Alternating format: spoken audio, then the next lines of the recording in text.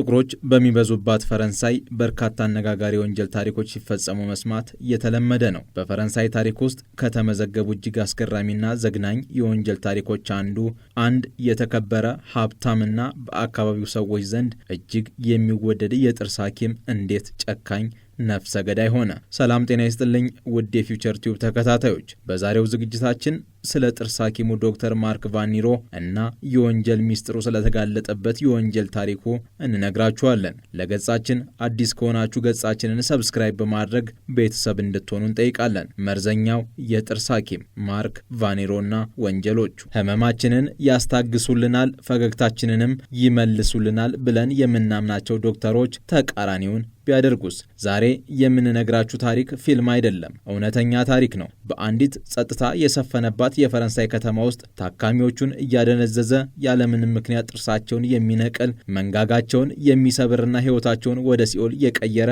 አንድ አስፈሪ የጥርስ ሐኪም ታሪክ ነው። ፈረንሳውያኑ ዘ ዴንቲስት ኦፍ ሆረር ወይም አስፈሪው የጥርስ ሐኪም ይሉታል። በአንዲት ትንሽዬ የፈረንሳይ ገጠር መንደር ውስጥ የጥርስ ሐኪም ባለመኖሩ የአካባቢው ሕዝቦች ይቸገሩ ነበር።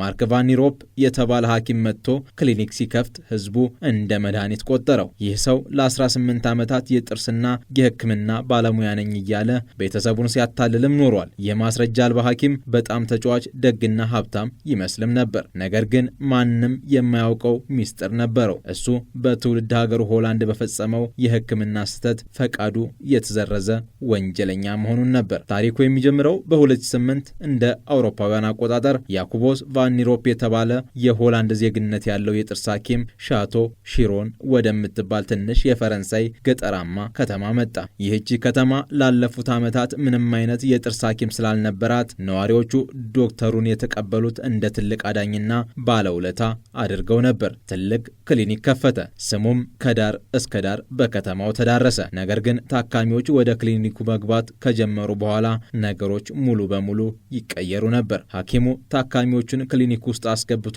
ሙሉ በሙሉ እንዲደነዝዙ ያደርጋቸውም ነበር። ከዚያ ምንም ሳይታመሙ ያሉትን ጤነኛ ጥርሶቻቸውን በሙሉ በግፍ ይነቅልባቸው ነበር። መንጋጋቸውን ይሰብራል። አላስፈላጊ ቀዶ ሕክምናዎችም ያደርግ ነበር። ማርክ ቫን ኒሮ ይህንን የሚያደርገው ከኢንሹራንስ ኩባንያዎች ከፍተኛ ገንዘብ ለማግኘትና ታመው የሚመጡ ሰዎችን በማሰቃየት ደስታ ስለሚያገኝ ነበር። ይህ ሐሰተኛ ዶክተር በአጠቃላይ ከ100 በላይ የሚሆኑ ሰዎችን ጥርስ አውድሟል። ማርክ ቫን ኒሮ የሚያሰቃያቸው ታካሚዎችና ህመማቸው ከቀን ወደ ቀን እየባሰ መጣ። ዶክተር ቫን ኒሮ ታካሚዎቹን ወንበር ላይ ካስቀመጠ በኋላ ታካሚዎቹ ሙሉ በሙሉ ራሳቸውን ሲስቱ እውነተኛ ጭራቅነቱ ይጀምራል። ምንም ህመም የሌለባቸውን ሰዎች እስከ 8 የሚደርሱ ጤናማ ጥርሶቻቸውን በአንድ ጊዜ ያለምንም ምክንያት ይነቅላል። የታካሚዎቹን ድድም ሆን ብሎ ያቆስላል። መንጋጋቸውን ይሰብራል። ሆን ብሎ አሰቃቂ ኢንፌክሽን እንዲፈጠርም ያደርጋል። የማርክ ቫን ኒሮ ታካሚዎች ከማደንዘዣ ሲነቁ በከባድ ደም መፍሰስና በህመም እየተሰቃዩ ምንም አይነት የህመም ማስታገሻ ሳይሰጣቸው ከክሊኒኩ ያባረራቸው ነበር። በዚህ አሰቃቂ ተግባሩ ከ100 በላይ የሚሆኑ ንጹሐን ዜጎች ላይ ዘላቂ የአካልና የስነ ልቦና ጉዳት አድርሷል።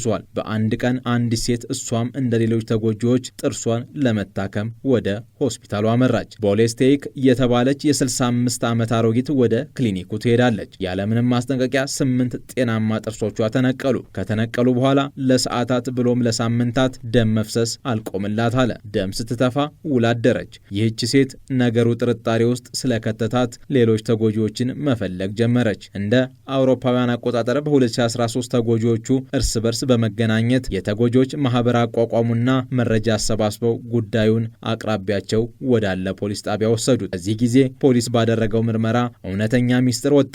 ዶክተሩ ይህንን ሁሉ ግፍ ሲፈጽም የነበረው በሰዎች ህመም ለመበልጸግ ነበር። ብዙ ጥርስ በነቀለና ደጋግሞ ብዙ ሕክምና ባደረገ ቁጥር ከኢንሹራንስ ኩባንያዎች በሚሊዮን የሚቆጠር ገንዘብ ያጭበረብርም ነበር። ከተጎጂዎች ማህበር የተደራጀ መረጃ የደረሰው ፖሊስ በአፋጣኝ ምርመራና ማጣራት ጀመረ። ግን ፖሊስ ምርመራ ሲጀምር ዶክተር ቫን ኒሮ ዕቃዎቹን ጠቅልሎ ወደ ካናዳ አምልጦ ነበር። ነገር ግን ከህግ ማምለጥ አልቻለም። ህገ ወጡና በሰዎች ደስታ የሚቀልደው በሰዎች ስቃይ የሚደሰተው ዶክተር ማርክ ቫን ኒሮፕ በዓለም አቀፍ ፖሊስ ኢንተርፖል አማካኝነት ካናዳ ውስጥ ተይዞ ወደ ፈረንሳይ ተመለሰ። በ2016 በተደረገ ታላቅ የፍርድ ቤት ውሎ ይህንን ጨካኝ ሰው በሰዎች ላይ ሆን ብሎ ከባድ የአካል ጉዳት በማድረስና በማጭበርበር ጥፋተኛ አድርጎ ፍርድ ቤቱ የ8 ዓመት ጽኑ እስራት ፈረደበት። እንዲሁም ዳግም በፈረንሳይ ምድር የሕክምና ስራ እንዳይሰራ ሙሉ በሙሉ አገደው። ፍርድ ቤቱም የክፍለ ዘመኑ ጨካኙ ሐኪም በማለት የፈረደበት የ8 ዓመት እስራት በጽኑ እስራት ጸና።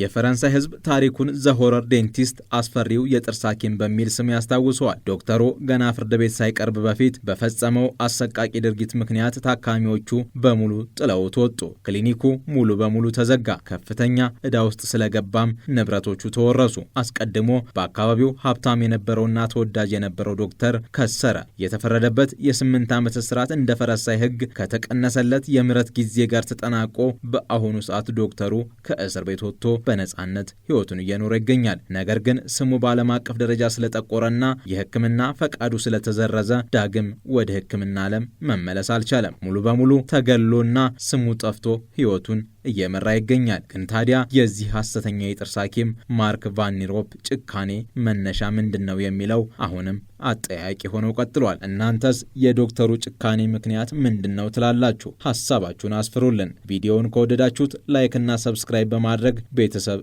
መሆናችሁን አትርሱ። በሚቀጥለው ቪዲዮ እስከምንገናኝ በያላችሁበት ሰላም ሁኑ።